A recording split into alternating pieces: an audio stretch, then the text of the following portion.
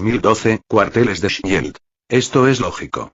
Él sabe de las armaduras y también de nuestro uso de la gema del espacio, por eso planea doblegarnos con números mientras su nave madre se mantiene a una distancia segura, protegida de una incursión gracias a otra gema del infinito que niega el efecto de la gema del espacio y nos impide llegar hasta ella. La Tierra no tiene tecnología espacial para una batalla fuera del planeta. Por eso Loki se siente seguro gritando rendición desde su nave, mientras amenaza con sus flotas de invasión para que nos rindamos y entreguemos la gema del espacio, explicó Tony. En una gran pantalla del cuartel principal de Shield, en el Helicarrier, se mostraba una flota Chitauri desplegándose por todo el mundo después de la advertencia de rendición de Loki, quien se escondía detrás de la luna. Debido a la intervención de Tony, Loki no había arriesgado poner un pie en la Tierra. Hacía un par de horas, había llegado junto con una flota para una invasión más tradicional, exigiendo la gema del espacio y la rendición de la Tierra a él. Tony, Ancestral, Wong y Caecilius sonrieron. Fury, al ver sus sonrisas, cambió su expresión preocupada por una ceja levantada. Shield tenía suficientes armaduras para enfrentar este ataque, pero la destrucción y las bajas serían enormes. Quizás murieran millones de personas. ¿Pueden llegar hasta él?, preguntó Fury con tono esperanzado. Loki no está usando una barrera espacial. Él no tiene la gema del espacio, solo usa la gema que posee para negar los efectos de la gema espacial. Por eso, nuestros propios portales serán efectivos para llegar hasta él, explicó Ancestral. ¿No es bueno colaborar con magos?, preguntó Tony con una sonrisa mientras el traje de Vibranium y su armadura de combate le cubrían. A su lado, Sprite también imitó su acción. A sus pies quedaron sus ropas. Fury hizo una mueca al ver los caros trajes formales que ambos cargaban hechos pedazos. Entonces, el plan no cambia. Invadimos la nave principal, capturamos a Loki y la hacemos explotar. Eso eliminará las demás amenazas, dijo Fury. Esas naves caerán, pero podemos usar la gema del espacio para moverlas fuera del alcance de la gravedad del planeta. Necesitaré ayuda con eso, dijo Tony. Asignaré un grupo de 10 supersoldados extremis contigo, dijo Fury. ¿Estás seguro de que las armaduras funcionarán en el espacio?, preguntó Fury. Fue lo primero en lo que pensé al crearlas, dijo Tony, quien desde el principio creó las armaduras para lidiar con la amenaza de los Chitauri. Entonces volvamos al almacén y todo su grupo apareció en un almacén donde había 1000 agentes en armadura, junto a 20 hechiceros. Ellos estaban frente al grupo. Bueno, comencemos, dijo Fury, y Ancestral miró a sus hechiceros. Cambio de planes, usaremos portales para invadir la nave enemiga, dijo Ancestral. Hizo un hechizo y una mota de luz voló hacia los magos, que se apresuraron a crear 20 portales. He marcado las coordenadas de la nave para ellos, explicó Ancestral, al tiempo que una máscara de nanomáquinas cubría su cabeza, creando un casco ajustado. Los magos no usaban armaduras y necesitaban aire en caso de quedar varados en el espacio. Los nanotrajes no tenían repulsores para moverse, pero ellos podían crear portales a cualquier lugar y no necesitaban desplazarse por el espacio. Los demás magos también usaban nanotrajes, al igual que los agentes en armadura. Después de casi un año de colaboración entre él y Ancestral, la máquina de reorganización de materia a nivel atómico era una realidad. Los hechiceros la llamaron la piedra filosofal, pero él la llamaba MRM-2.0, pues esta no era la máquina original, sino un híbrido entre magia y tecnología. Ancestral abrió su propio portal, y su grupo, que era el grupo principal, entró. Salieron a un pasillo de apariencia biomecánica, como toda la tecnología Chitauri, y Fury levantó las manos para abatir a 2 Chitauris que caminaban por allí. Las alarmas empezaron a sonar al momento, pero ellos las ignoraron. ¿Alguna señal de la gema?, preguntó Fury. Tony y los hechiceros levantaron la mano para señalar en la misma dirección, hacia arriba. Es como un faro, parece que están usando la gema con una gran potencia, dijo Tony. Ancestral abrió un nuevo portal y, apenas lo abrió, varias ráfagas de fuego entraron. Fury tomó la delantera, y los disparos desaparecieron en su armadura, un híbrido entre Vibranium y Uru resultado de su estudio de la armadura de Odín. Tony y Sprite entraron detrás y, por último, los 3 hechiceros. Al cruzar el portal, se encontraron en una enorme sala de mando con cientos de Chitauris por todas partes. La sala tenía unos 20 metros de alto y unos 50 de largo, con un diseño de semicírculo y una gran vista al espacio oscuro. En medio de esta vista estaba Loki, con un traje dorado, una corona que eran 2 cuernos y una capa, sentado en un gran trono flotante. Su expresión era de asombro al verlos. Luego de su entrada, Fury, Sprite y él se deshicieron de los Chitauris que les disparaban y los que controlaban la nave, mientras Ancestral, Caecilius y Wong se encargaban de Loki, que no tenía la gema de la mente en sus manos. Esta estaba en medio de la sala, dentro de una esfera cristalina que flotaba sobre un pedestal enorme. Al ser atacado por los 3 hechiceros, Loki saltó y trató de escapar llenando la sala de ilusiones. Sin embargo, Ancestral golpeó el suelo, y una onda expansiva hizo desaparecer las ilusiones de Loki. Luego fue apresado por múltiples lazos de energía de Wong y Caecilius. Enfrentarse a 3 hechiceros ya era una tarea difícil para Loki, pero que su principal defensa, las ilusiones, fuera burlada con facilidad, lo hizo caer en segundos. La batalla de los magos terminó al instante, pero los Chitauris no se rendían. Habían ejércitos de ellos que habían entrado en la sala de mando. Tony comprendió que, si no usaba la gema del espacio, esto podía complicarse. Tony intentó sacar la gema de la mente de la máquina, moviéndola con la gema del espacio, pero era inútil. Su gema no funcionaba en ese lugar, por lo que tuvo que hacer tripas corazón y destruir la máquina. Con la explosión, el cetro cayó al suelo, y su gema del espacio pudo funcionar al momento. Tony tomó el báculo y, con un movimiento de su mano, los Chitauris que trataban de entrar aparecieron en el espacio. Hora de la retirada, esta nave va al sol, dijo Tony. Fury se apresuró a dar la orden de retirada a sus hombres y a pedir un equipo de refuerzo, porque la siguiente parte del plan requería fuerza bruta. Estaban a punto de mover un objeto del tamaño de una ciudad hacia el sol. El equipo de refuerzo era un hechicero y 20 agentes en armadura. Mientras la gente se iba, Tony se acercó a Loki con el cetro en la mano. ¿Qué pretendes? Y Loki, que estaba sujeto de pies a cabeza por los látigos de los hechiceros, no pudo resistirse a que su cabeza fuera tocada por el cetro. Ancestral levantó una ceja. Esto es la gema de la mente. Estoy comprobando si este artefacto de interfaz tiene alguna medida de seguridad, pero parece que cualquiera puede usarla. Supongo que tampoco piensas devolver eso, dijo Fury. Lo dejaré con los hechiceros. En cuanto termine de crear la tecnología para hacer transferencias de información de mente a mente, no quiero que el gobierno tenga en sus manos un artefacto que controla mentes. Ya me imagino lo que hará esto con el sistema educativo actual, dijo Tony con una sonrisa macabra, mientras Fury suspiraba. A ti solo te gusta armar escándalos, dijo Fury. Pásame tus conocimientos, dijo Sprite, que estaba decidida a imitar su vaguedad y genio al pie de la letra. Sprite, aún yo tengo mis prioridades. Primero salvemos al planeta de una masacre, dijo Tony con tono justo. Si no le estuvieses vaciando la cabeza a este tipo con cuernos, te creería, se quejó Sprite. Ancestral se apresuró a alejar a Loki, pero Tony ya había sacado toda la información que quería de su mente y solo comprobaba algunas cosas. Bastardo. Reprendió Loki, que era consciente de que le habían vaciado el cerebro. Nada demasiado útil, pero al menos he completado mi investigación sobre el movimiento espacial y obtenido algo de magia, dijo Tony, y se dividió en varias ilusiones mientras Loki lo miraba aturdido. No es mucho. Su magia es poco versátil, sentenció Tony. ¿Cómo? Preguntó Loki aturdido. Soy un prodigio mágico, dijo Tony. Evacuación completa, dijo Fury, y Tony les tendió la mano para usarlos de soporte, pero ninguno de ellos quiso tomarla. Tony suspiró y le pasó el cetro a Ancestral. Los reactores ARC de las armaduras los hacen inmunes al control de este cetro, dijo Tony con un suspiro, y les volvió a tender la mano. Es mejor ser precavidos, dijo Fury dándole la mano. Tony se la apresó. Loki también tenía magia de control mental. No se ve afectado por los reactores ARC, dijo Tony, y Fury trató de retirar su mano, pero Tony ya lo había atrapado. Creo que deberían comportarse con mayor seriedad y pensar que habrá consecuencias terribles por secuestrar al hijo de Odín, reprendió Loki, pero todos lo ignoraron. Después de que un soporte de 10 personas le tocara, Tony envió a los hechiceros con Loki a la base de Shield y a la nave al sol con todo y Chitauris dentro, pues estos igual morirían cuando su nave fuera destruida.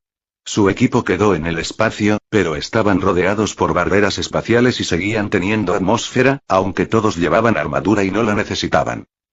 Tony movió a una de las naves que se preparaban para desplegar tropas desde la órbita de la Tierra, confirmando que los Chitauris habían muerto. Por lo que envió su nave detrás de la Luna. Shield tendrá una de estas naves, dijo Fury. Fury, recuerda que esto es biotecnología y debe estar llena de bichos. Si no quieres desatar una plaga, no hagas locuras, advirtió Tony, pasando a la siguiente nave. Él no quería estas cosas cerca de la Tierra. Era un riesgo biológico demasiado grande. Lo tendremos en cuenta, dijo Fury. ¿Puedes hacernos el transporte?, preguntó Fury. Ya he completado la investigación sobre el movimiento espacial. Tendrán sus propios artefactos en un par de días, explicó Tony, mientras enviaban otra nave más allá de la Luna. Un día después llegó Thor exigiendo el Tesseracto de vuelta y a Loki. Fury le entregó a Loki y lo envió a hablar con él sobre el Tesseracto, por lo que ahora Thor y un esposado Loki estaban sentados frente a él en su sala principal. He de suponer que necesitan la gema del espacio, ahora de mi propiedad, dijo Tony. Thor parpadeó. Tienes razón, es un idiota, dijo Sprite, que estaba sentada a su lado. Niña, y ella es mayor que tú por un par de miles de años, interrumpió Tony, antes de que empezara una pelea. Thor se tensó. ¿Quiénes son ustedes?, preguntó Thor. Tony Stark, un humano, o antes lo era. Ella es Sprite de los Eternos, supongo que tampoco habrás escuchado hablar de ellos, por lo que es inútil explicarte su origen. En cuanto a lo que buscas, Tony creó una ilusión del Tesseracto, luego esta se hizo pedazos revelando la gema del espacio dentro. Esta es una de las 6 gemas del infinito, la gema del espacio, y es lo que en realidad están buscando. Ahora me pertenece a mí. Aunque debido a la protección que Asgard ha brindado a la Tierra, no les cobraré nada, propuso Tony, y Thor afianzó su martillo. El Tesseracto es propiedad de Odín, ¿te atreves a tomarlo?, preguntó Thor levantándose de su asiento y dispuesto a embestir.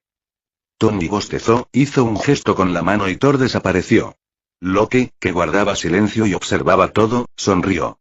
5 segundos después, Thor volvió cubierto por una capa de hielo.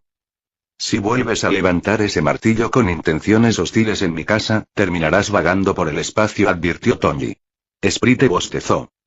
Hemos pasado toda la noche ocupados. Si vas a molestar, vete a otro lado, dijo Sprite con fastidio. El bostezo de Tony tampoco había sido por nada. Llevaba 2 días sin dormir, pues ya habían estado trabajando horas extras por la llegada de Loki. Pero luego de obtener la gema de la mente y los conocimientos de Loki, Sprite y él habían estado saqueando los conocimientos de varias razas por todo el universo. Ya habían visitado a los Nova Corps y a los tipos azules. Luego, volvieron a la Tierra para ir por Fastos, el científico entre los Eternos. Tony tenía un dolor de cabeza enorme por incorporar tantos conocimientos y solo quería ir a dormir. Loki levantó una ceja ante su comentario y los miró a los dos con una sonrisa insinuante. Tony estaba demasiado fastidiado para prestarle atención y Sprite le sacó el dedo. Thor apretaba los dientes. ¿Cómo pretendes prestarnos la gema de la espacio?, preguntó Thor con los dientes apretados. Iremos contigo a Asgard, por supuesto, dijo Tony con una sonrisa. Hermanito, esa es una terrible idea, dijo Loki. Thor lo miró con enemistad. En realidad, no tenía opción. O lo llevaba, o se quedaban con su puente arcoíris roto. Está bien, dijo Thor con despreocupación. Tony asintió, fingiendo no haber visto nada. Loki puso los ojos en blanco. Hermanito, eres una desgracia para Asgard, dijo Loki con un suspiro. Era evidente que Thor no tenía confianza en enfrentarlos, pero él seguía creyendo que Odín era invencible y que una vez en Asgard, en un parpadeo, ellos serían desarmados. Era evidente que Loki no tenía la misma confianza, pero Thor estaba enfadado con él y lo ignoraba por completo. También era posible que Loki le estuviera facilitando el trabajo con el fin de que Thor metiera la pata y causara un desastre en Asgard, lo que le ganaría a él, que ya le había advertido, el favor de Odín. Quizás hasta lo dejaran ir, pues el comienzo de todo esto era su pelea con Thor por el trono de Asgard. Entonces partiremos en 2 semanas, dijo Tony. Eso es demasiado, dijo Thor, y miró a Loki de reojo. Ve con Ancestral. Los trucos de Loki no funcionarán en su contra.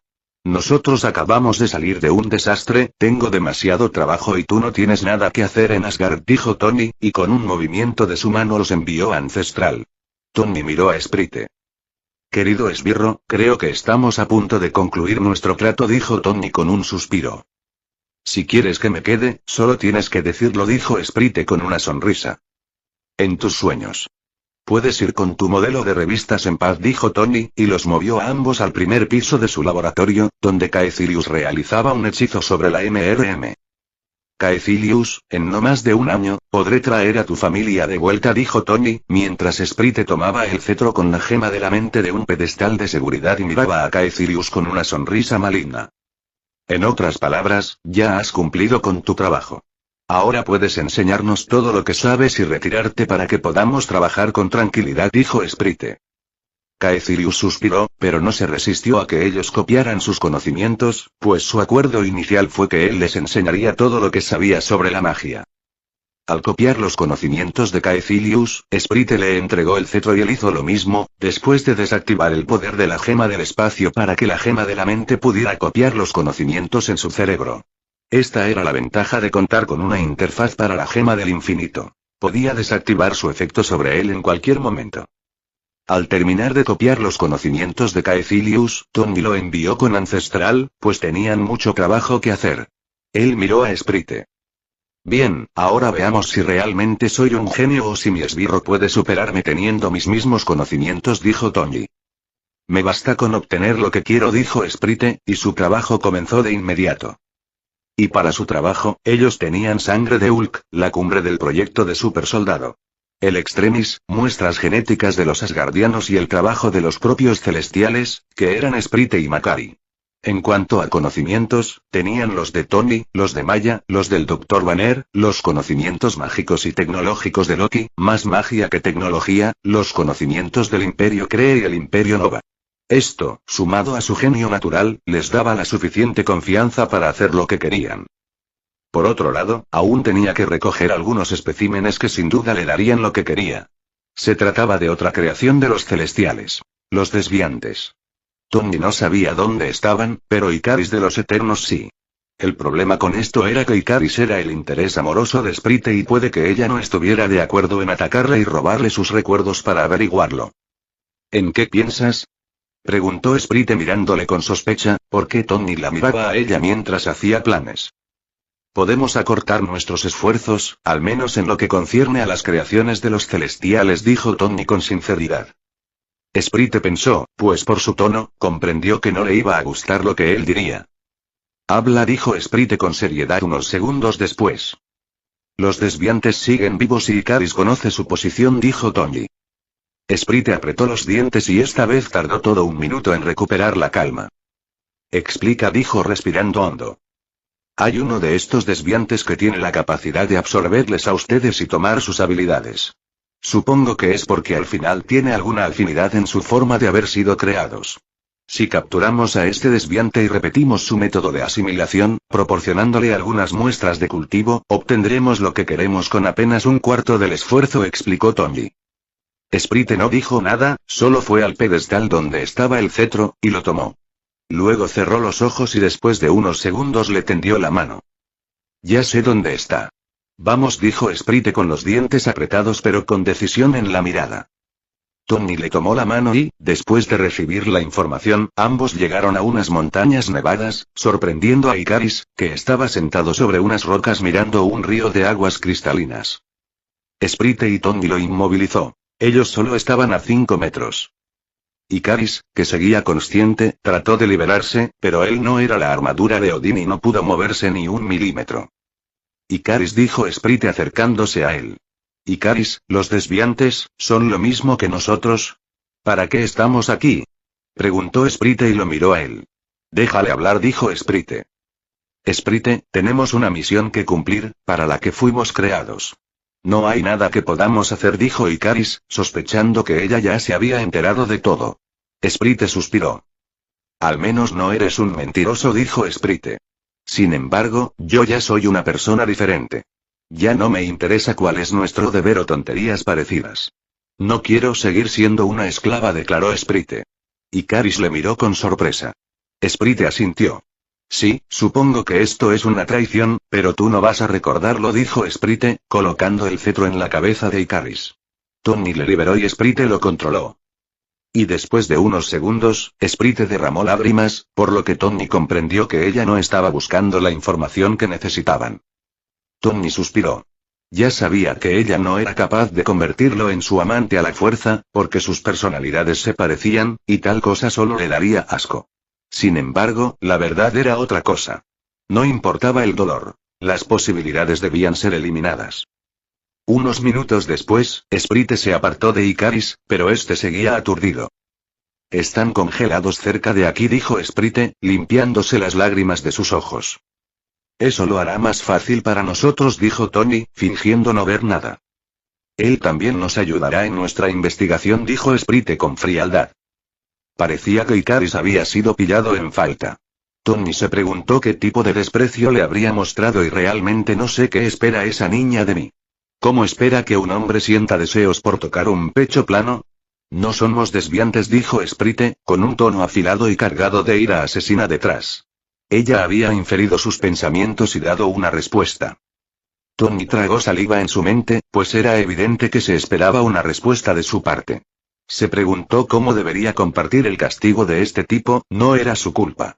Pero él era un genio. Si no salía de esto con facilidad, dudaría de su propia inteligencia. Como ya te he mencionado antes, mi opinión sobre este asunto no ha cambiado. Tu apariencia me interesaría si tuviera planes de casarme contigo, cosa que nunca sucederá, ya que no me veo capaz de compartir la eternidad con nadie. Por otro lado, hemos compartido un año de vida y desde un principio, de entre todo lo que sé de este mundo, no elegiría a nadie más para estar a mi lado y compartir mis planes. Sin embargo, una cosa es lo que yo diga y otra es tu propia percepción. Dime, ¿crees que soy igual a este desgraciado? ¿Crees que estoy mintiendo y que en realidad he fingido que me gusta pasar noches de ocio a tu lado? ¿O piensas que no compartimos cosas en común como para que yo te buscara? Preguntó Tony. Sprite miró a Ikaris y le dio una patada en los genitales. Ikaris se agachó con un gemido, pero eso fue todo. Él seguía estando controlado. Basura, escupió Ikaris. Mierda, mi intelecto es de nivel Dios. No solo me he librado de todo sin tener que recurrir en ningún momento al tamaño de sus pechos, sino que he devuelto su atención al desgraciado que puso la culpa sobre mí en primer lugar, pensó Tony con satisfacción. Idiota, es evidente que me di cuenta de tus tonterías, dijo Sprite poniendo los ojos en blanco. Tony se tensó. Sprite negó con la cabeza y le tendió la mano.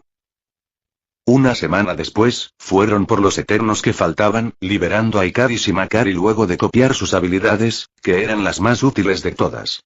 Gracias a la gema de la mente, ellos no recordaban nada, aunque Makari estaba en shock al ver que su nave fue robada y las antigüedades que guardaba habían desaparecido.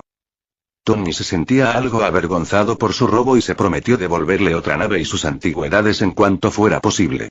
Pero por ahora, no tenía tiempo y continuó con su siguiente objetivo, que eran Gilgamesh y Tena.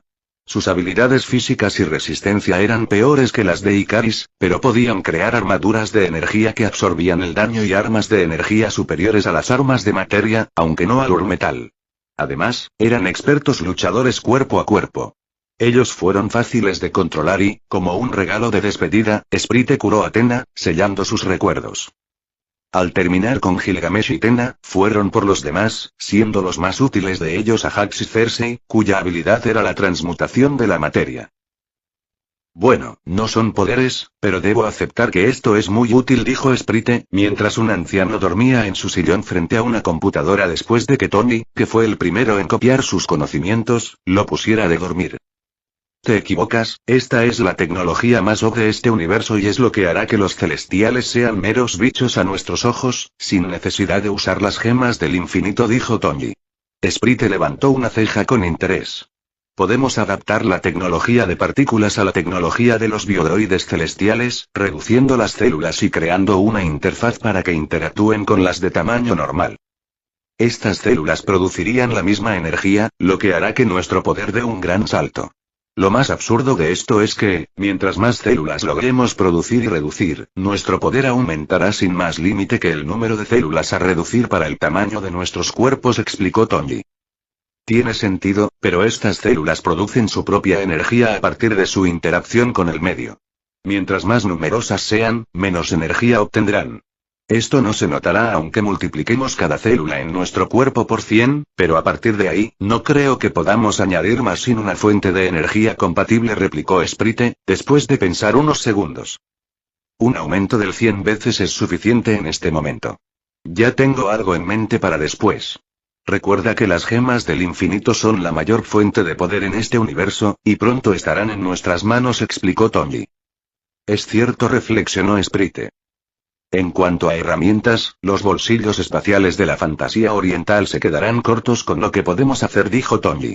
Con esta tecnología, nuestros problemas de almacenamiento y espacio serán cosa del pasado, agregó mientras borraba todos los datos de su presencia de la seguridad del lugar, que tenía todos los recuerdos de Hank Pym. Sprite reflexionó y sonrió. Eso es posible, dijo Sprite con una sonrisa. Y Tony y Sprite volvieron a su laboratorio para completar la integración de la tecnología Pym, tanto en sus cuerpos como en sus armas y trajes de combate, que podían usar el mismo principio reduciendo sus fuentes de energía e integrando microreactores ARC en los nanotrajes. Aunque para esto se necesitaba más investigación, ya que su tecnología no podía compararse con la de los celestiales y la biomateria de la que estaban hechos los eternos. 2 semanas después, se dirigieron a Thor, a quien encontraron borracho sobre un sofá en una habitación oscura. Tony levantó la mano y Thor flotó boca abajo. Por la forma en que recuperó el juicio, no parecía borracho, pero sin duda olía como uno. Tony lo volvió a dejar en el suelo, y Thor llamó a su martillo, recuperando la apariencia del dios del trueno. Es hora de volver a Asgard, dijo Tony, pero Thor no lo miraba a él, sino a la mujer a su lado, que era Sprite. Sin embargo, ahora era una Sprite de 1,80 metros de estatura, con el cuerpo de una diosa. Lo único en ella que era igual que antes era su cabello corto color fuego y sus ojos verde agua. Thor frunció el ceño y luego lo miró a él. ¿Es mi imaginación o están más altos?, preguntó Thor, con confusión. Tony antes medía 1,78 metros y ahora media 1,95 metros, mientras que Sprite había crecido más de una docena de centímetros. Es tu imaginación. Sentenciaron Tony y Sprite al mismo tiempo. Vamos por Loki, dijo Tony, ajustándose la corbata de su traje formal diseñado por él mismo. Sprite ya no llevaba un traje formal, sino su traje de Eterna, rediseñado por ella misma para incorporar todas las mejoras de los nanotrajes de combate de Vibranium.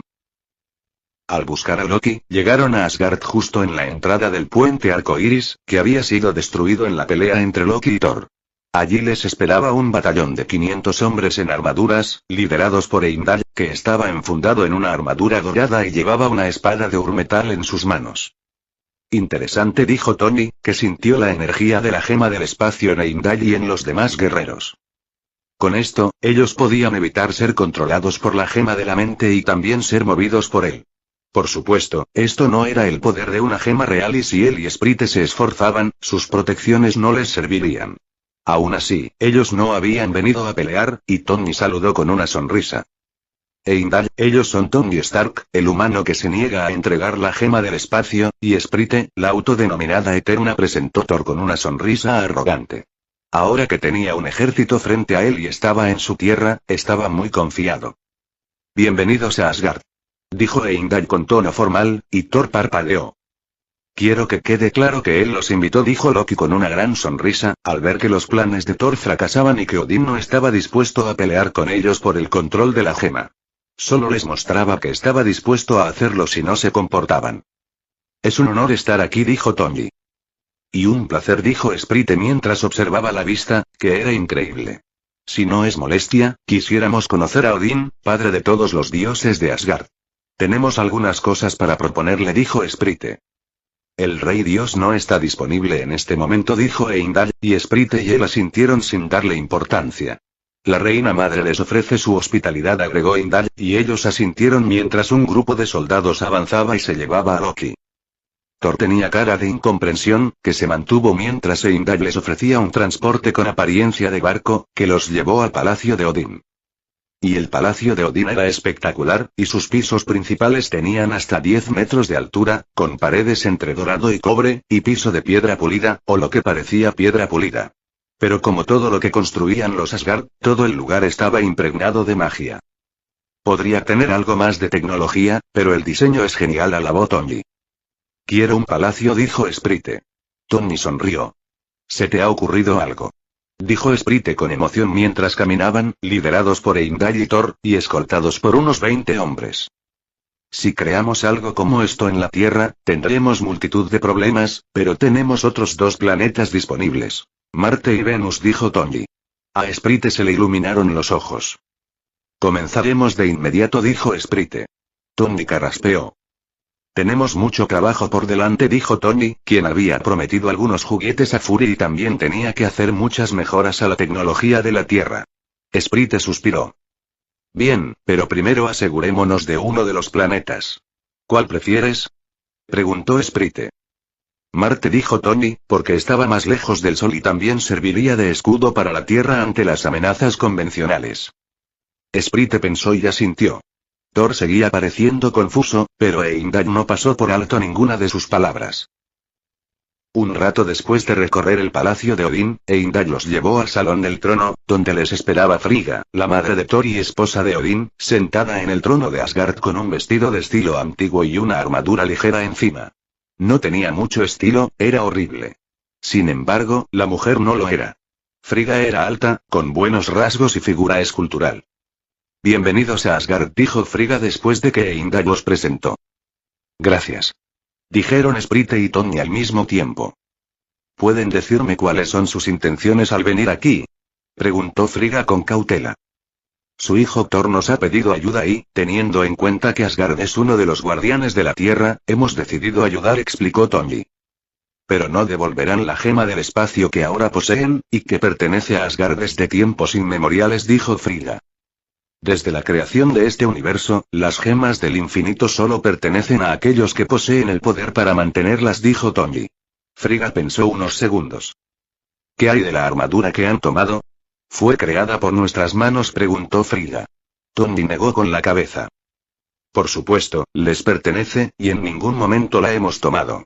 Solo que hace un año, fue enviada a la Tierra y, como estaba destruyendo todo a su paso, nos vimos en la necesidad de desactivarla. Desde entonces, no hemos recibido ninguna comunicación de Asgard al respecto. Creímos que no les interesaba. Pero si su majestad la quiere de vuelta, solo tiene que indicar el lugar donde la quiere, dijo Tony. Ellos ya habían analizado esa armadura a fondo, y ya no tenía ninguna utilidad. Fury no tenía mucho, porque Ancestral no quiso ayudarle, pero Tony ya le había advertido que los Asgard reclamarían su armadura tarde o temprano. Frigga frunció el ceño. ¿Hay un campo de entrenamiento cerca de este lugar? ¿Puedes colocarla allí?, preguntó Frigga. Tony entendió su prueba y alzó la mano. Unos segundos después, una esfera cristalina apareció en su palma. Dentro estaba la armadura de Odín. Creo que esto es mejor, dijo Tony, entregándole la esfera a Heimdall. Una vez rompan la esfera, la armadura retomará su tamaño normal, dijo Tony, quien conocía el lugar gracias a los conocimientos de Loki, pero de ninguna manera quería revelar el alcance de su control sobre la gema del alma, burlando las defensas asgardianas para llegar al lugar que decía Frigga. Frigga sonrió, comprendiendo que ellos no le revelarían sus habilidades. ¿Tienen alguna solicitud para ayudarnos?, preguntó Frigga. Ninguna, dijo Tony. Ninguna, dijo Sprite. Entonces pueden descansar, prepararemos todo para la reconstrucción del puente arcoíris y les llamaremos cuando esté listo, dijo Frigga. Ellos fueron llevados a un ala del palacio que daba a un jardín con sus propias fuentes y plazas, pero no estuvieron mucho allí porque Frigga apareció en su habitación una hora después y los llevó nuevamente ante el trono de Odín. Allí estaba Odín, un anciano imponente con barba blanca, un ojo parcheado y la lanza de la eternidad en su mano. Frigga se colocó a su lado y esta vez no había ningún guardián en la sala del trono. ¿Cuáles son sus condiciones para reconstruir el puente arcoíris?, preguntó Odín. Ninguna, dijo Tony. Pero tenemos una propuesta que puede interesarle, dijo Tony y sacó una muestra del suero extremis. Creo que ya deberían saber qué es, dijo Tony y Odín asintió. La biología humana es simple, esto no es mucho, dijo Odín con tono sereno. Si no es mucho, ¿cómo es posible que no tengan un ejército de superhumanos reemplazando a sus soldados inútiles?, pensó Tony, pero no estaba allí para discusiones inútiles.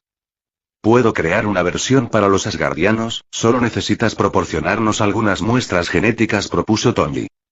Nos sirve cualquier asgardiano, agregó Sprite, para que no pensaran que querían la sangre de Odín. Eso es imposible, dijo Odín. En parte, Odín tenía razón. Las demás razas de la galaxia eran un hueso duro de roer en cuanto a genética, especialmente los asgardianos cuyos cuerpos eran influenciados por la magia tanto como por la genética. Pero el Extremis no se basaba en un cambio genético, sino que era un agente externo, no más que una herramienta a nivel biológico. Por supuesto, él no compartiría estos conocimientos con Odín. No compartimos esa opinión, respondió Tony. La inmortalidad no existe, sentenció Frigga. No afirmaría lo mismo, pero lo que les ofrezco de ninguna manera es la inmortalidad, solo la juventud eterna, dijo Tony mirando al anciano Odín. Sprite también lo miró de arriba abajo. ¿Qué piden a cambio?, preguntó Odín. Todo el conocimiento de Asgard que puedan darnos, dijo Tony. También acceso a los otros reinos. No buscaremos iniciar una guerra, solo deseamos establecer relaciones comerciales, dijo Sprite. En su juventud, Odín había conquistado los mundos más avanzados en magia, y todos ellos tenían un potencial similar al de la Tierra, lo que significaba que podían obtener minerales extraños, conocimientos mágicos y una gran cantidad de información en genética y biología. Piden mucho a cambio de la simple juventud, dijo Odín con indiferencia. El anciano parecía imponente en verdad, nadie sospecharía que le quedaban pocos años de vida y que solo Asgard lo mantenía con vida. Él solo era un anciano sin poder, un escudo de papel para su pueblo. Si no lograban crear una versión del Extremis para los asgardianos, sería el apocalipsis para ellos, lo que llamaban Ragnarok. Es un precio justo por la vida de la mayoría de tu gente y su hogar, dijo Tony con la misma indiferencia. Odín se tensó, estas palabras claramente indicaban que sabían su estado. ¿Se atreven a amenazarnos?, preguntó Frigga con tono frío. Tony negó con la cabeza. En ningún momento los hemos amenazado. De hecho, estamos aquí para ayudar. Sin embargo, los asgardianos ya tienen suficientes enemigos poderosos. En unos años, cuando Odín ya no esté, todos esos enemigos regresarán, aunque él llegará primero y bueno, tienen tantos enemigos que es difícil decidir cuál de ellos finalmente destruirá este lugar. Por todas estas razones, Asgard está condenada, y no estamos haciendo amenazas, solo estamos ofreciendo una opción para la supervivencia, explicó Tony. Y con la debilidad de Odín expuesta, las negociaciones fueron inmediatas y Odín les entregó más de 5000 muestras de sangre de los asgardianos. Acordaron ayudar con la reconstrucción del puente cuando todo estuviese listo y fueran llamados allí, por lo que regresaron a la Tierra. Antes de empezar a trabajar en todos sus encargos, Tony y Sprite se tomaron unas vacaciones de un mes, lo que le causó un tic nervioso en el único ojo de Fury, pero él no podía obligarlos a trabajar. Durante ese tiempo, recorrieron algunas playas y visitaron sitios turísticos por todo el universo. Na-1. Otra gema del infinito en manos del protagonista y su cómplice, y era la gema de la mente. Con los conocimientos de Loki, estaba claro que primero buscarían información sobre el Imperio Nova y el Imperio Kree. La situación se ha vuelto incontrolable, y solo tienen 2 gemas, aunque, a pesar de estar por debajo de la gema de la realidad, son las más poderosas. Algunas personas subestiman la gema de la mente debido a que Visión no tiene imaginación, pero el poder de localizar a cualquier persona en el universo, leer sus pensamientos o controlarla es una de las habilidades más abrumadoras que puedan existir. Si se combina con la gema del espacio, el caos que podría desatarse sería de proporciones épicas. Na-2. La tecnología de las partículas Ping es demasiado poderosa si se usa correctamente y se cuenta con el conocimiento necesario para aprovecharla en biología y robótica. Con este fic, no quería dejar nada fuera y consideré qué cosas podrían lograrse con cada tecnología que el protagonista pudiera obtener, y que pudiera romper la escala de poder. Aunque el fic resultó ser bastante breve, desde un principio sabía que sería así y seguí escribiendo sin limitar nada. Na-3. Hasta ahora, el protagonista ha incorporado algo de la fuerza de Hulk, la forma física perfecta del Capitán América y la estructura biológica de los Eternos, además de reducir todo para aumentar su poder en 100 veces. El protagonista ha detenido estos cambios porque seguir añadiendo más sería inútil. Como explicó Sprite, su energía no proviene de la nada, y no tiene sentido continuar agregando células si no puede usarlas debido a la falta de una fuente de energía. No obstante, el protagonista tiene una idea en mente: las propias gemas del infinito. Sin embargo, actualmente no posee el conocimiento necesario para usarlas como fuente de energía, ya que ninguna de las mentes a las que ha accedido tenía esta información. Sin embargo, el protagonista es un transmigrador y sabe cómo lograr su objetivo. Esto lo veremos en el siguiente capítulo, que también es mi favorito de este fic.